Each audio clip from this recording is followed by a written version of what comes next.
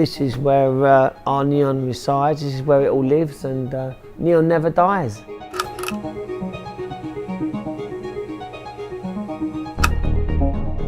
God's Own Junkyard, it's a mixture of props, lighting, designs, art pieces. It's a mixture, a cocktail of what we've been doing all our lives, 3 generations, 7 decades of lighting.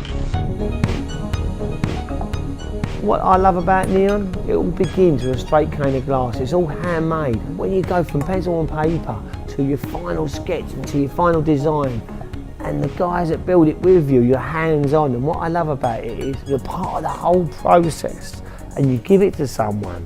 You've given them their dream, their pleasure, and they put it up in their home and they hang it up. That's what gives me the kick and the buzz. This is really what sort of, hits home for me.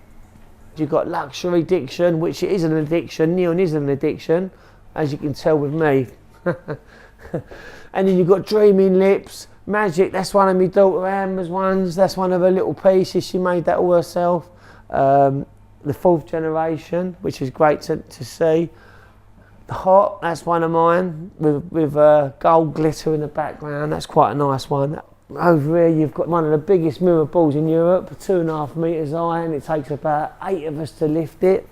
The only problem is, when you hire something like this out, you've got to make sure you can get it through the door. And most clients can't. They turn up in a van and it's still not big enough. My grandfather from the 50s right through to this era.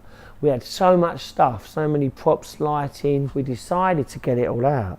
And my dad said, if God had a junkyard, it'd be like this. The old Blade Runner Dragon. My dad made that in 1982, along with a series of other neons.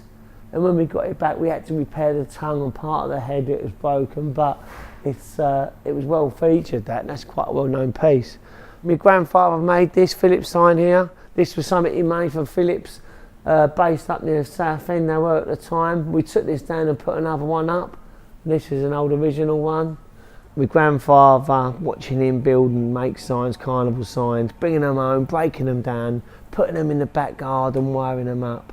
Then my dad, Soho, so I'd be footing his ladder at 4 o'clock in the morning. He was like public enemy #1 against the Westminster Council, because he'd be fitting these signs, taking down his old signs, putting up his new designs, hoping they didn't realise. And that was what really gives me the inspiration to want to continue in this line of business. This has been in loads of films, from the early 80s, Mona Lisa, all the way up to this era, yeah. Kate Moss, made this for Kate Moss. This old sign here.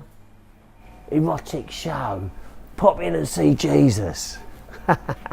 I love watching people walk around and look at pieces and wonder where it come from and how it got there, and there's so much. And they walk round and round and round, they spot something else that they've just missed. It's creative, it's something that when you make something and you stand back and everyone that's part of it that work with you, you all stand there and look at it. That's what really, really gives you the inspiration. You go, yeah, this is fun, it's happiness.